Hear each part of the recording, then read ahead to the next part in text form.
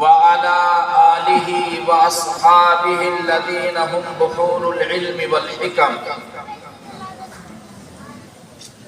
أما بعد فأعوذ بالله من الشيطان الرجيم بسم الله الرحمن الرحيم يا أيها الذين آمنوا استجيبوا لله وللرسول إذا دعاكم لما يحييكم صدق الله العظيم وقال رسول الله صلى الله عليه وسلم الشرك أخفى من دبيب النملة السوداء في الليلة السوداء على الصفرة السوداء صدق رسول الله صلى الله عليه وسلم۔ آپ فخر رسل سرور انبیاء، آپ فخر رسل سرور انبیاء، رہبر کاروان وفا آپ ہیں صلی اللہ علیہ وسلم۔ آپ فخر رسل سرور انبیاء، رہبر کاروان وفا آپ ہیں۔ زیر دیوار کعبہ جو مانگی گئی وہ حسین وہ مبارک دعا آپ ہیں۔ آپ کا سنگ در رشک شمس و قمر،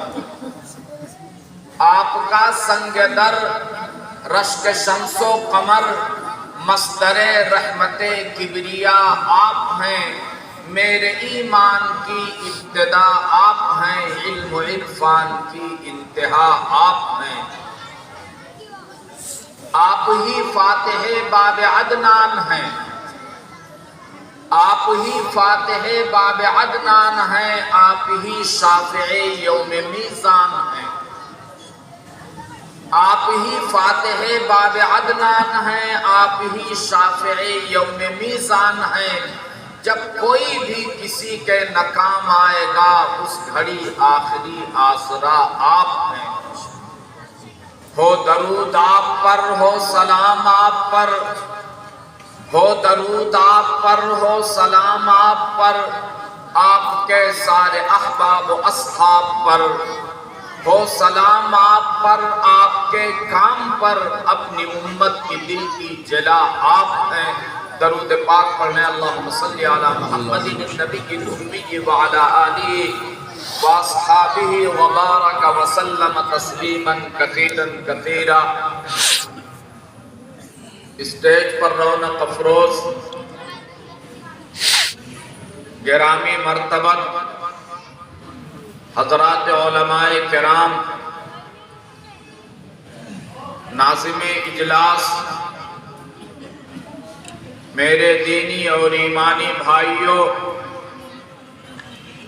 اور اس اجلاس میں شرکت کرنے والی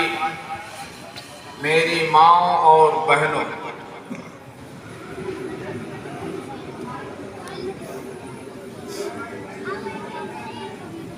حضرت مولانا توقیر احمد صاحب دامت برکاتہم کی دعوت پر دارالعلوم دیوبند سے حاضری اپنے لیے باعث سعادت تصور کرتا ہوں، اور دعا کرتا ہوں کہ اللہ رب العزت صحیح بات کہنے اور ہم سب کو اس پر عمل کرنے کی توفیق عطا فرمائے۔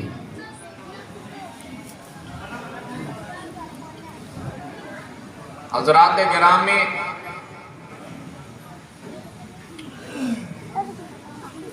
اللہ رب العزت نے ہمیں اور آپ کو اپنی مقدس کتاب قرآن کریم، جو کتاب ہدایت بھی ہے اور کتاب تلاوت بھی ہے، یہ عطا فرمائی ہے اب ہماری اور آپ کی ذمہ داری ہے کہ ہم یہ غور کریں کہ اس کتاب ہدایت سے ہم کتنا فائدہ اٹھا رہے ہیں، اور اس کتاب ہدایت کے تئیں ایسا تو نہیں کہ ہم سے کہیں کوتاہیاں ہو رہی ہیں۔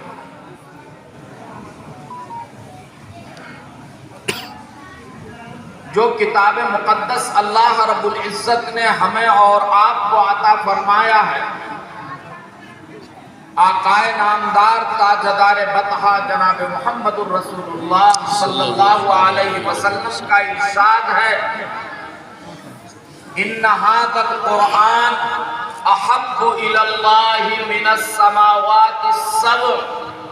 والارضین السبع ومن فیہن، کہ یہ کتاب قرآن کریم کی شکل میں جو امت مسلمہ کی ہدایت کے لیے جناب نبی کریم صلی اللہ علیہ وسلم کے واسطے سے ہمیں اور آپ کو عطا کی گئی ہے، یہ اللہ کے نزدیک ساتوں زمینوں، ساتوں آسمان اور ان کے درمیان جو اشیاء اور مخلوقات ہیں ان میں سب سے زیادہ محبوب اور پسندیدہ۔ اس کتاب ہدایت سے ہمارا تعلق عقیدے اور ایمان کا بھی ہے، ہدایت اور تبلیغ کا بھی ہے، تلاوت اور ہدایت کا بھی ہے، اور اس کتاب ہدایت سے ہمارا تعلق اس کی تعلیم اور نشر و اشاعت کا بھی ہے، فہم و تشریح کا بھی ہے، اور بغیر اس کتاب ہدایت سے اٹوٹ رشتے اور تعلق سے ہم اللہ کے دربار میں سرخ روئی حاصل نہیں کر سکتے۔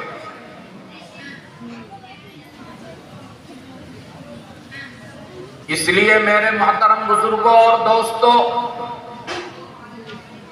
ہمیں آج کی اس مجلس میں یہ غور کرنا ہے کہ اس کتاب ہدایت کے تعلق سے کہیں کوتاہیاں تو نہیں ہو رہی ہیں۔ دنیا میں جہاں کہیں بھی مدارس قائم ہیں اور دینی خدمات انجام دے رہے ہیں، وہ سارے کے سارے مدارس اس قرآن کریم کی محبت کو ہمارے بچوں کے دلوں کے اندر راسخ اور جاگزی کرتے ہیں، اور ان مدارس کا تعلق اور ان مدارس کا فائدہ سب سے زیادہ یہ ہے کہ آج ہمارے گھروں میں جو لا الہ الا اللہ محمد الرسول اللہ کی صدا بلند ہو رہی ہے، آج ہمارے گھروں سے جو تلاوت قرآن کریم کی آواز آ رہی ہے، آج ہمارے سروں کے اوپر داڑھیاں اور آج ہمارے سروں کے اوپر ٹوپیاں اور چہروں کے اوپر جو داڑھیاں نظر آ رہی ہیں، واقعہ اور حقیقت یہ ہے کہ وہ ان مساجد اور مدارس کی برکت ہے۔ دشمنان اسلام اپنی پوری قوت کے ساتھ، پوری طاقت کے ساتھ، تمام تر حربوں کے ساتھ صرف اور صرف اس مشن میں لگے ہوئے ہیں کہ کسی طریقے سے امت مسلمہ کا رشتہ اس کتاب ہدایت سے توڑ دیں۔ یاد رہے کہ ان کو ہماری ذات سے نفرت نہیں ہے، ان کو ہماری عبادات سے نفرت نہیں ہے، وہ صرف اور صرف یہ چاہتے ہیں کہ مسلمانوں کے دلوں کے اندر جو روح ہے ایمان کا، جو اسپرٹ ہے ایمان کا، کسی طریقے سے اس روح کو ختم کر دیں، اور ظاہر ہے کہ وہ روح اس وقت تک ختم نہیں ہو سکتا ہے جب تک کہ یہ مدارس آباد ہیں اور ان مدارس کے اندر قرآن کریم کی تلاوت کی جا رہی ہے اور قرآن کریم کی ہدایت کا پیغام عام کیا جا رہا ہے۔ اس لیے میرے محترم بزرگوں اور دوستوں، آج کی صورتحال میں جبکہ ہندوستان ہی میں نہیں بلکہ دنیا کے نقشے میں جہاں کہیں مسلمان آباد ہیں، دشمنوں کی سازش یہ ہے کہ ان کو ان کے شاعر اور ان کے اسلامی طریقوں سے الگ کر دیا جائے۔ ہماری ذمہ داری یہ ہے کہ ہم اس کتاب ہدایت سے پہلے سے زیادہ مضبوط انداز میں جڑیں۔ آج ہمیں یہ کہنے میں کوئی تأمل نہیں ہے کہ ان مدارس کی صورتحال کچھ سالوں سے کچھ بدلی ہوئی نظر آ رہی ہے۔ یہ کورونا کے 2-3 سال جو گزرے، یہ علماء بیٹھے ہیں، آپ پوچھ لیجئے آج یہ مدارس جو پہلے آباد تھے اب اس میں کمی آتی جا رہی ہے۔ مدرسے نہیں مل رہے ہیں طلبہ کو، ہمارے انگلش میڈیم اسکولز بھرے ہوئے نظر آ رہے ہیں، جہاں فیس دے کر کے تعلیم دی جاتی ہے اور تعلیم اور پڑھائی کی جاتی ہے۔ ہم فیس دینے کے لیے بھی تیار ہیں، گاڑیوں کا کرایہ بھی دینے کے لیے تیار ہیں، لیکن ان مدارس میں جہاں قرآن کی تعلیم دی جاتی ہے آج اس کی رونق گھٹتی جا رہی ہے۔ اب آپ سوچئے کہ ہمارا تعلق قرآن سے جو تھا وہ بڑھ رہا ہے یا گھٹ رہا ہے؟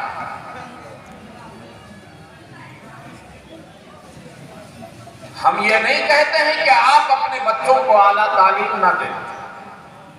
ہم یہ نہیں کہتے ہیں کہ آپ اپنے بچوں کو ڈاکٹر اور انجینئر نہ بنائیں، ہم یہ نہیں کہتے ہیں کہ آپ اپنے بچوں کو ٹیچر نہ بنائیں۔ دارالعلوم دیوبند کا ایک ادنا خادم ہونے کی حیثیت سے بڑی ذمہ داری کے ساتھ یہ بات کہہ رہا ہوں کہ اس میں کوئی شک نہیں، قوم کو ضرورت ہے اچھے ڈاکٹرز کی، قوم کو ضرورت ہے اچھے انجینئرز کی، قوم کو ضرورت ہے اچھے ٹیچرز کی، قوم کو ضرورت ہے امانت دار بزنس مینز کی، لیکن یاد رہے کہ ان سب سے زیادہ ضرورت ہے ہمیں اچھے دیندار اور اچھے مسلمان کی۔ آپ کا بیٹا ڈاکٹر ہو بہت اچھا، آپ کا بیٹا انجینئر ہو بہت اچھا،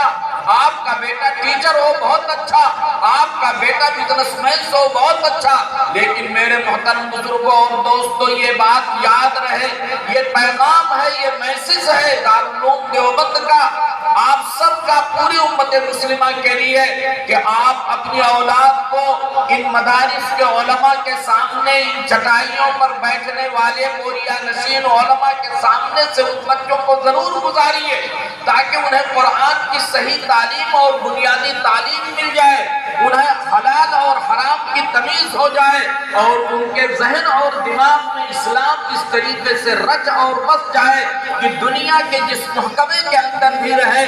جس میدان کے اندر بھی رہے، وہ سچے اور پکے مسلمان بن کر کے رہے۔ جب ان کے کانوں میں مؤذن کی آواز